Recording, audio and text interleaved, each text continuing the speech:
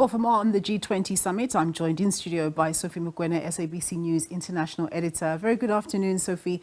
So, of course, later on, at the end of the G20 meeting today, we'll get a communique giving a sense of what the various countries have agreed on. Do you have a sense or an inkling on some of the things that they'll agree on? Because, of course, there are issues that they don't agree on.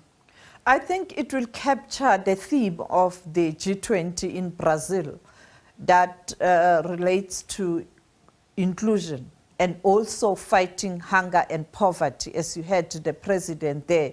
And therefore, the other important issue will be on peace and security.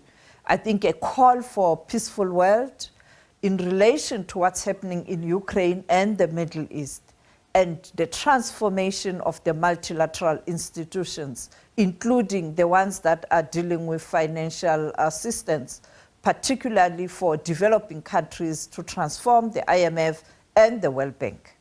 So, of course, South Africa will be taking over the rotational presidency on the 1st of December, but there'll be sort of like a handover from Lula da Silva to President Ramaphosa later today. How do you expect South Africa to capitalize on that position for the year?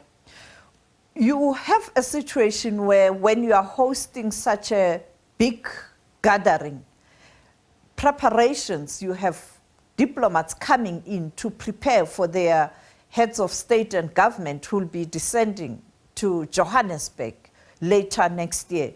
And therefore, that provides an opportunity for hospitality because it's accommodation, it's transport. But also, this is a moment, again, to showcase South Africa in terms of what the country can offer in relation to infrastructure and the conducive environment for investment. And therefore, this is a moment to say, like South Africa did with the 2010 World Cup, and we know that it didn't happen in 2008, 9, 10.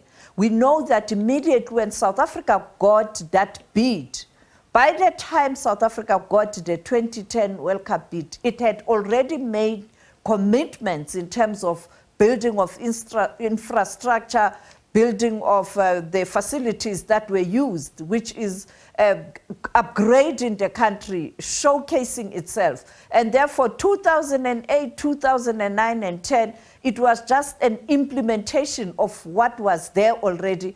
And that is why South Africa was able to showcase itself. And therefore, today, we pride ourselves as a country that hosted the World Cup for the first time. Today, those different stadia, they are being used not by only us, but also by our neighbors, as you see with CAF and with FIFA games, where those countries don't have the good facilities. They use South Africa. Zimbabwe was now in Mpumalanga playing their CAF match. So you are also showcasing and uniting the region. And therefore, even the G20 will be able to help even the neighboring countries to promote themselves. Countries such as Botswana that are of tourist attraction, and countries such as Namibia that are of good tourist attraction. So it is a good program that will also put spotlight in the region and also on the continent, but specifically for Gauteng. My only concern is that this is going to be in Johannesburg, Gauteng province. The premier of this province and his exco, they are supposed to use this moment to change Gauteng, and Gauteng must be what it is supposed to be, the most strong economic hub on the continent, and Johannesburg in particular, the biggest city on the continent. But if they don't do that, they don't leverage on this opportunity, it will be a waste of time. But I hope leaders will put their differences aside and use this opportunity to showcase South Africa so that you can create jobs for people who don't have jobs and fight crime. Yeah. Well, we do hope that the government is able to take advantage in a matter of, 13, 12 months or so. That's when we would be hosting the rest of the world. But just one last thing, the elephant in the room, Donald Trump, he wants to put America first, make America great again. The U.S. economy, or the U.S. as a country, is very significant and an important partner. How do you think he's going to be treating fora like the G20, which we are going to be the president of from the 1st of December, and other fora like, the World Trade Organization and so on, given his emphasis on putting America first? And what does that then imply for our ability to make decisions as a collective for the greater good of humankind? Well, he will always do what he did in the previous term, doing away and pulling out in terms of other groups, but he will continue with the G8, the G7 and the G20, because this is where you have his peers. This is where you have powerful nations. And therefore, if America wants to continue to be a big player globally, he will continue. He is going to give leaders a tough time. We know he did that previously, but he is not going to pull out of the G20. In fact, South Africa will be handing over to the United States of America next year after the G20. And therefore, I think he is going to come to Africa this time around.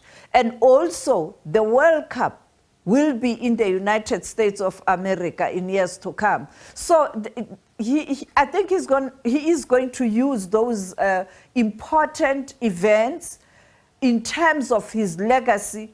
And as we know that he has pointed out that he's not coming back after this term. Therefore, I think this will be an opportunity for him to do things differently. But with Donald Trump, you have to wait and see. Look now, he comes at a time where the world is divided. You heard what happened this morning where Ukraine launched first long-range missiles into Russia. And we saw, before I came here, Medvedev saying that now the president of the Russian Federation, Vladimir Putin, has revised the nuclear doctrine and equating this to World War III. Will Donald Trump be that man who will be able to bring synergy in the world at this critical time, looking at what's happening also in the Middle East? We saw people dying last night, and the world is looking away. So these are the issues that people will be monitoring in relation to President Trump after January, mid-January, but it is very difficult. Maybe Elon Musk will be able to do the trick in terms of ensuring that